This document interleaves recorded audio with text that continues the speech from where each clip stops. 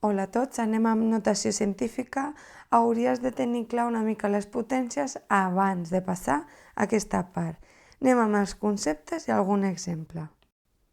Què és la notació científica? Com podeu veure, aquest nombre d'aquí i aquest d'aquí està expressat en notació científica.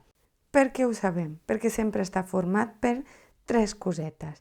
Us ho poso en colors com sempre. Aquest número d'aquí davant és aquesta part d'aquí, que és un número enter format per un nombre més gran o igual que 1 i menor a 10. Com podeu veure, el 3 i el 9 formen això.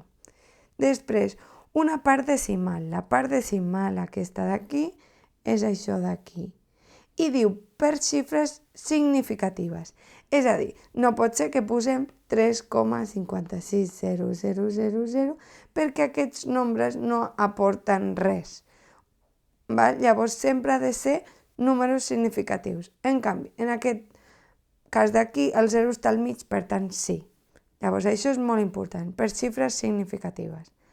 I després, quina part més tenim? Tenim la potència de base 10. Aquesta potència de base 10 ha de ser elevat a un número enter, sigui positiu o negatiu, però no un decimal.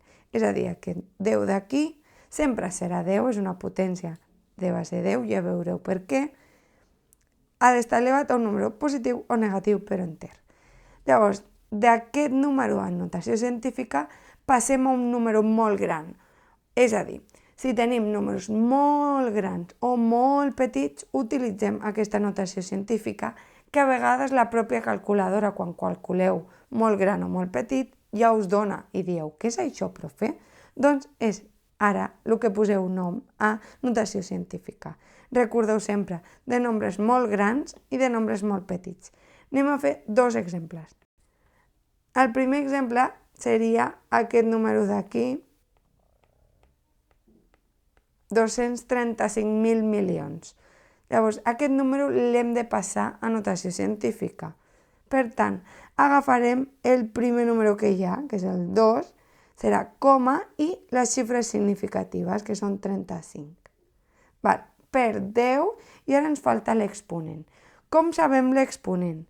És des d'aquí, que hem posat la coma, fins al darrere, quantes vegades hem comptat.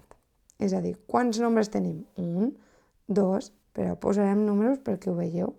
1, 2, 3, 4, 5, 6, 7, 8. Ho podeu fer així o fent com bots, no? Com salts. 1, 2, 3, 4, 5, 6, 7, 8. Per tant, serà per 10 elevat a 8. Ho poso en negre perquè es vegi millor. Llavors, aquest número seria aquest, però expressat en notació científica. Ara anem a fer un molt petit. 0,000035. Per tant, el primer que hem de fer és buscar el número primer, que és entre 1 i 9 d'una xifra. Per tant, aquest 3, i què tenim darrere? El 5. Doncs 3,5. I ara per 10. Anem a veure l'exponent. La coma està aquí, per tant hem d'anar aquí fins on? Fins aquí davant. Hem d'anar cap als zeros. Però ara anirem cap a l'esquerra. Si anem cap a l'esquerra és negatiu, per tant l'exponent ja sabem que serà negatiu. I ara anem a comptar quants hi ha. Si contem és, 1, 2, 3, 4 i 5, fins a aquesta coma, val? 5, doncs seria menys 5, aquest d'aquí, val? Perquè anem cap a l'esquerra. Si anem cap a la dreta positiu, si anem cap a l'esquerra negatiu. Val? I una coseta important és que si ens donen aquest número, hem de fer 35, perquè és aquest número d'aquí, i ara hem de posar 5 cap a l'esquerra, des d'on porta la coma. Llavors, des d'on porta la coma és aquí, llavors posaríem 5 cap a l'esquerra. 1, 2, 3, 4, 5. I aquí posaríem la coma. I ara posem els zeros. 1, 2, 3, 4. Val?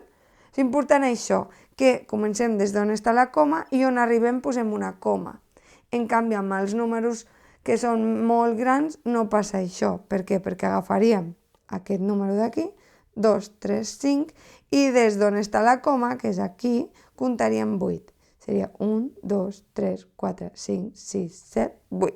I aquí simplement posaríem zeros i com podeu veure ens dona aquest nombre d'aquí.